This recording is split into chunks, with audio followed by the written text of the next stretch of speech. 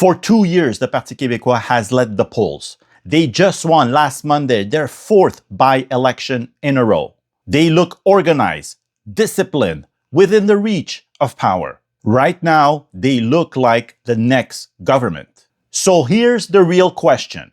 How do they lose from now? 8 months out, what is the nightmare scenario for PQ strategists?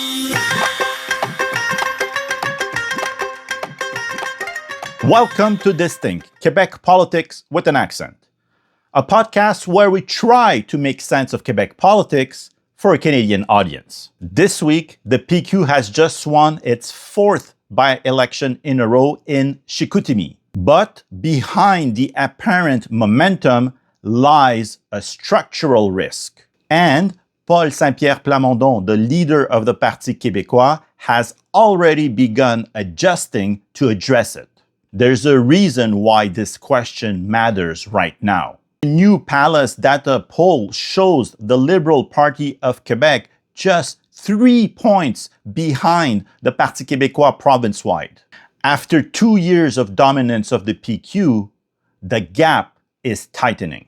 That doesn't mean the PQ is collapsing, but it does suggest that the landscape is shifting. Right now, Quebec politics is fragmented. 5 political parties are polling in double digits province-wide. The Parti Québécois, the Coalition Avenir Québec, the Parti libéral du Québec, the Parti conservateur du Québec, and Québec solidaire. That fragmentation benefits the PQ. In a 5-way race, you don't need 50%. All you need is to finish first. The Chicoutimi by-election confirms something important. The PQ base is mobilized, the anti-PQ vote is split, and no single alternative dominates. That's oxygen for the frontrunner. And as long as that fragmentation holds, the PQ's pathway to power is structurally solid. But that structure is not fixed. It can change. Here's the nightmare scenario for PQ strategists. If the ballot question in next fall's election becomes this one sentence, a vote for the PQ is a vote for another referendum, and if the anti-referendum electorate consolidates explicitly or implicitly behind one vehicle, the race compresses. It stops being a 5-way volatility and it becomes binary. PQ versus stop the referendum. That's when entire regions can flip faster than expected. So the real question for PQ strategists becomes what could cause that compression to happen. To trigger consolidation among voters, a few factors need to be aligned. 1, economic anxiety environment. This isn't hypothetical. We are actually living through it right now. Instability is already the headlines. Trump is back in the conversation with even more tariffs. The negotiation of NAFTA 2.0 is coming this summer. A US midterm campaign is a few months away. And global instability is rising. Maybe another war in the Middle East.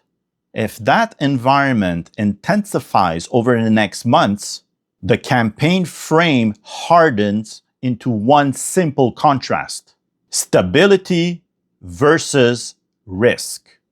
And in that climate, coordination between anti-referendum voters becomes far more likely.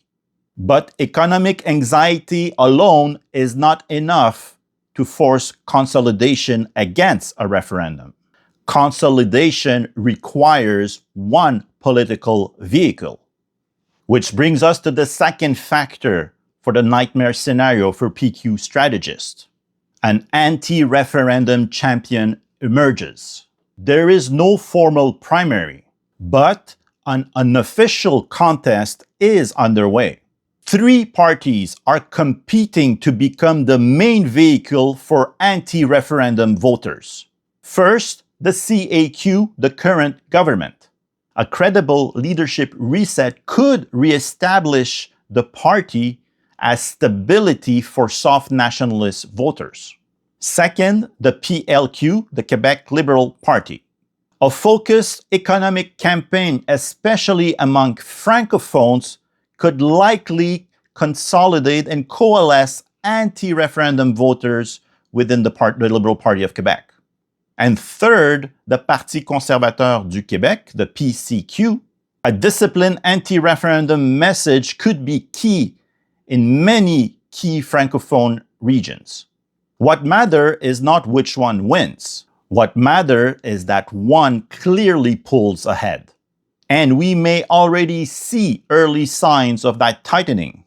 A 3-point gap between the Liberal Party of Quebec and the PQ is not consolidation, but it's movement. In a fragmented system, movement is how compression begins. Once that happens, voters who primarily want to block a new referendum will have a single obvious vehicle, and consolidation will accelerate. But even before a clear anti-referendum champion emerges, consolidation could happen in another way. It can start in the final stretch of a campaign. Quebec voters are capable of strategic compressions. They are capable all of a sudden to have a wave election towards one party. We have seen that numerous times in the last 2 decades. If polling shows that the PQ is ahead, slightly ahead, let's say in 25 to 30 ridings across Quebec, anti-referendum voters could coalesce behind one party in the final week. In general, campaigns simplify, choices narrow, and momentum can flip late. Which brings us back to PSPP, Paul Saint-Pierre Plamondon, the leader of the Parti Québécois, because he clearly understands the strategic risk of compression. If he wins, Paul Saint-Pierre Plamondon has confirmed that he will hold a referendum within 4 years. And that's important because when he took over the party 5 years ago, he rebuilt the party on a clear promise, a referendum in the first term. Strategically, he cannot walk that back without damaging his credibility with his base. But he also knows something else. A referendum on the referendum is the scenario that could cost the PQ the election. Polling shows consistently that a clear, overwhelming majority of Quebecers, including a good part of the PQ voters, don't want a referendum. So listen carefully on how PSPP, Paul Saint-Pierre Plamondon, handled the victory speech in Chicoutimi. While reading from prepared remarks, which shows intention, he emphasized judgment. He spoke about choosing the moment responsibly. He acknowledged that some voters genuinely feel economic and geopolitical uncertainty. He referenced instability beyond Quebec, trade tensions, global instability, political turbulence in the United States. He emphasized competence, readiness, statecraft. The tone was not urgency, it was control.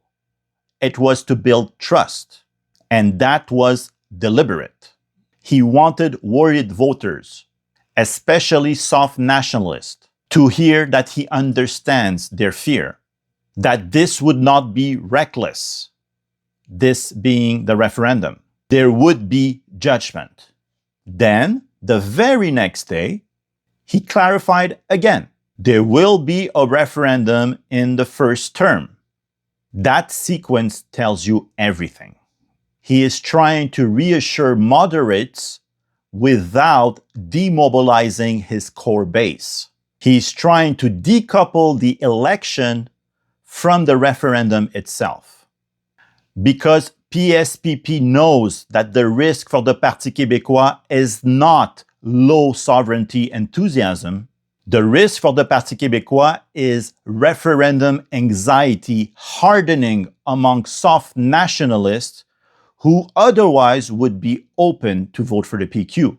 But this approach of reassuring without necessarily reassuring carries its own risks. If judgment sounds like responsible timing, it reassures moderates. But if judgment sounds more like hesitation to move forward at all on a referendum, then it will unsettle the base. After all, if you think about it just for a second, judgment is not just deciding when to hold a referendum. Judgment implies also if there are the conditions to move forward and to hold a referendum. That ambiguity can widen the coalition or slowly undermine one side or the other.